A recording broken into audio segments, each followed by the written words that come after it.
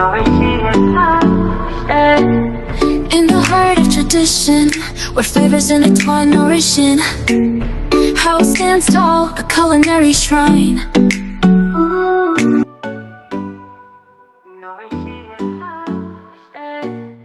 In the heart of tradition, where flavors intertwine, nourishing.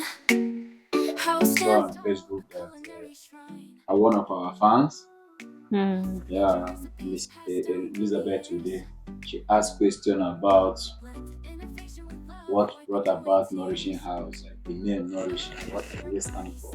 So I thought you can also give a touch on that because they're a very key stakeholder in this nourishing. Yeah. And also our guest, which is a brother and my friend, can also know what Nourishing House is all about, and he will also go out there and start preaching to us to the world that please, if you are looking for a best place to nourish, thrive, and explore, come to Nourishing House. So you can share. So as you said earlier, Nourish House. When we thought of it, it was from the Tricky area, of course, because both of us we are in the area first of cooking, like as you said, and also as I know, is from generational, how is it, inheritance, if I may say. Yeah, because I know your mom do catering, and as you said, also your grandma was into cooking and she had a good hand. In my country we always call it a good hand. There's some people who has bad What is hand. it called in your native language too? Like not just a good hand. Maybe to You say, want me to say it in my yeah, of language? course. Yeah. Ukuwoko kwiza. Inko. Oh my god, you cannot pronounce No, but it. yeah, it's Don't make me laugh. yeah, because your people can also be Yeah. watching, so it's good to Of also know course. what it is. Yeah, of course. Kufi to kuboko kwiza. So it means like most of the time we recognize it like when you are cooking a rice. There are some people who cook a rice and you see it becoming like more and more, and there are other people that it really shrink instead of becoming more. So yeah, it means that if your grandma was cooking, just touching it, like the food become good, means that you have that talent into Magic finger. blood. Yeah. Yes, the hand. Yeah. So, and me also, from my side, of course, I like cooking. It's like my hobby. For example, I might spend my time just cooking, feeling like it's good, feeling okay by cooking, really. Same as like from my mom's side, also, they really like cooking. So it's something that I don't complain about. So, and when I came also to study here, I came as a student, of course, and the first thing I did as a student job was into restaurant. Then I started with dishwasher, of course. For me, I don't like washing dish. Student job. Yeah? Yes, I don't like washing dish, but here make me learn really and not complain at all about washing dishes. So I started washing dishes, and then later on I continued and started also learning the Western world food. So I started also cooking the food. So it's not now only about African food, but international food, because now I know Western world food.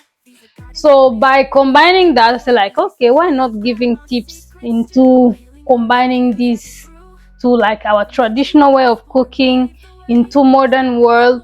So enjoying our food, but also like trying to modernize everything Yes. and making it easier for ourselves, for our busy mode that we are in here in Europe. So, and the other aspect was into traveling. I couldn't know all those things without traveling. Yeah. So that's where explore came. So if you explore, you come here, you see things.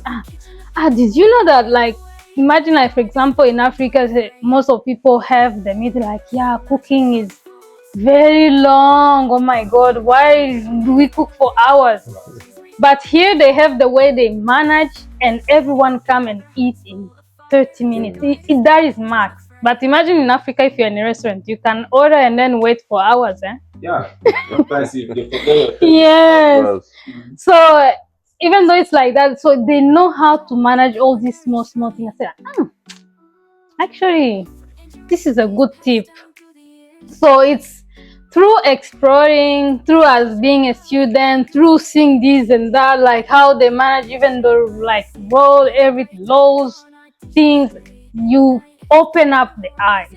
Yeah. So it's like, okay, Exposure. then through this explore, someone can come just even to visit, or if you want to study, or if you want to work, you have some skills back home, but you want really like to go far, you can come and travel, and of course thrive, because you are on another level, right? So, and also with therapeutic tips, yeah, there's a mass of therapeutic tips, like I'm not.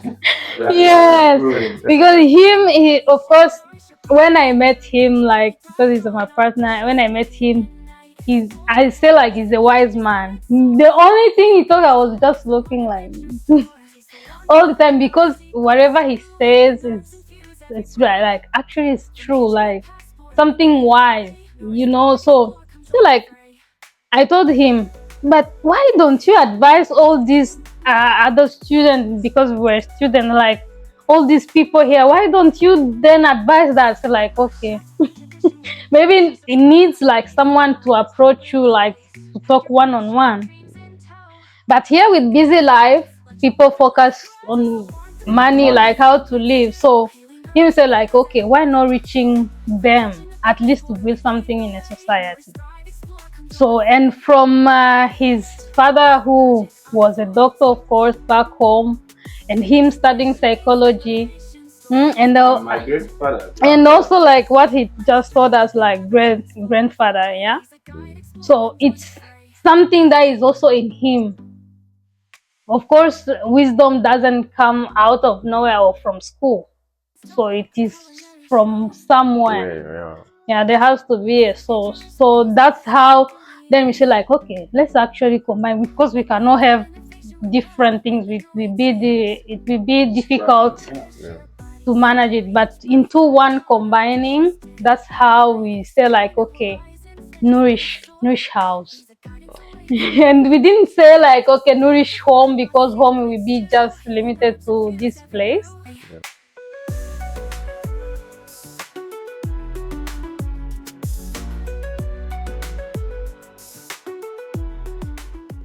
Yes, the question I asked him, like I said, what motivates you, and what advice can you give to someone who is down? Because here in Europe, some people say like they are depressed, they don't have no one to talk to, because in Africa, you talk here, you talk there, you have family, blah, but they found themselves here like being alone, not talking, maybe depression, maybe a lot of problems at the same time, and then they feel like, I give up, maybe no motivation. So how can you, which advice can you give to that person? The advice I'm giving to the person that is feeling like he's down or something like that. Okay, let me use myself as an example.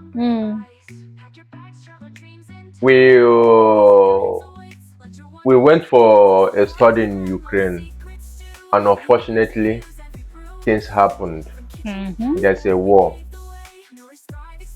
So we run out from war. It wasn't easy at the first time, at the beginning. It wasn't easy. It wasn't easy. I have known a lot of people that said they cannot take it anymore. They gave up.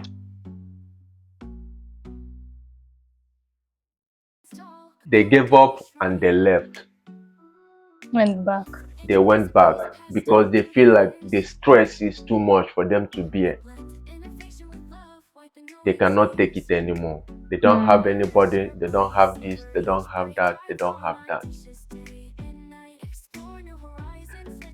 But our weakness starts from our complaint. Our weaknesses start from our complaint. That's a new thing that I learned. Our going down starts the day we started complaining.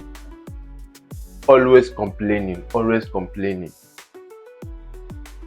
Sometimes we have to Yeah, it's a normal thing for every woman being to complain. Hmm. But in anything that happens, you don't only have to see the always the bad thing inside there. You just have to, even if there's no good thing in it, try to find something good in it to thrive within. Hmm. So we complain too much. We complain too much, and that's the start of our downfall or our misdirection of achieving our goal. Anyway, Hmm. to also help you on that, you said, when you said, well, what when someone is going down, I always say, on what aspect is the person going down? Is it in terms of your relationship, or in terms of workplace, or your motive in life, or your goal? Maybe things you want to achieve as a person in life, you are not yet achieving it, you start feeling down, or in your workplace, you are not getting to the level you want, or you felt a little bit of being abused or overworked or overused, therefore you start feeling down. Or in terms of your relationship, you feel that you are the one who has been providing, either he or she, or the relationship is one-sided. Maybe the moment I stop visiting my guy, I'm going to lose my relationship with him. I use, there are areas that you might say, what can you motivate someone who is going down? Because I need to know in specific place your question is like targeting.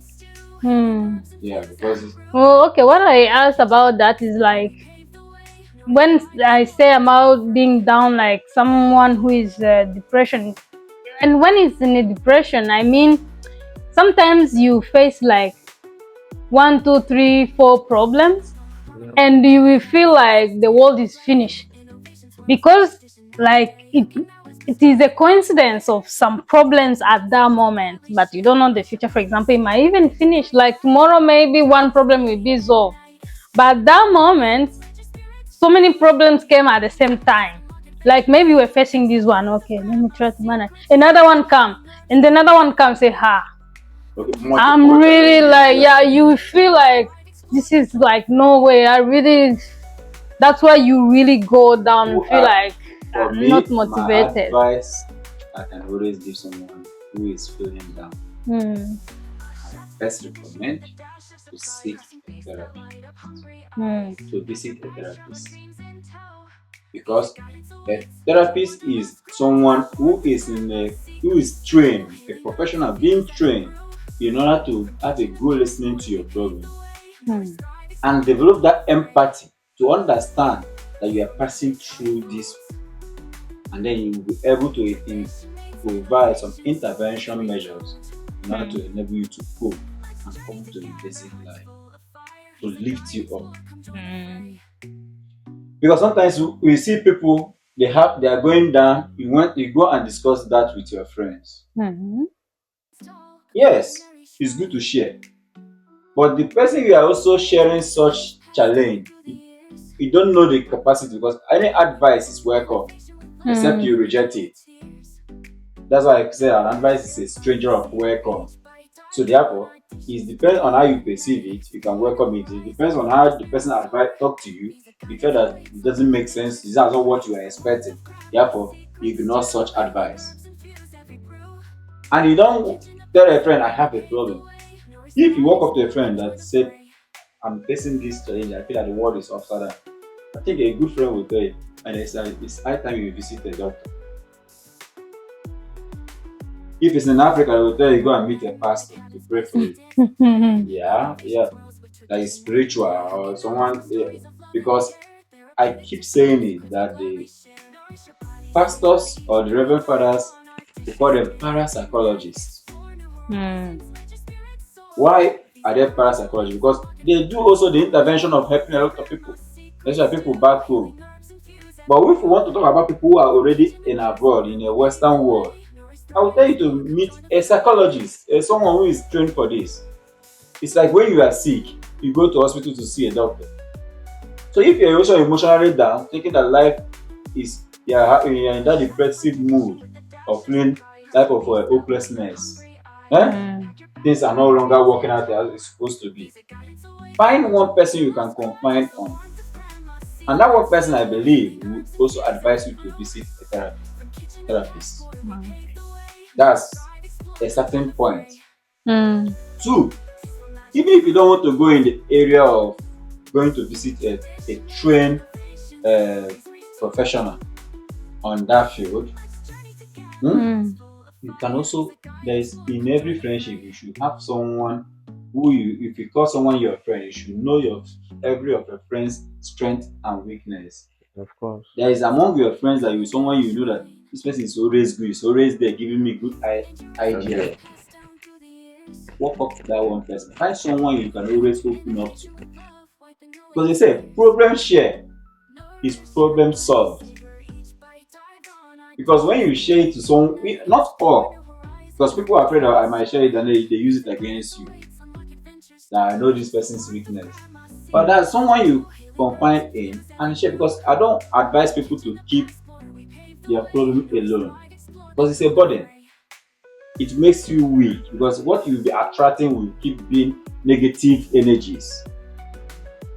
And that's why I say that if you don't have one, identify, find a friend who think positive in life. That energy of positivity will also lift you up. And the people also you can always fall back on when there is always a challenge is your family. When you are also depressed or feeling down, your family can also be the best tools to always reach out to see a way to help their daughter or their son in that scenario. That's what. Yeah, that's you really touch everything. Psychologist. Yeah, you really touch everything, and that is the perfect way to describe it and to answer it. Then you really said it all.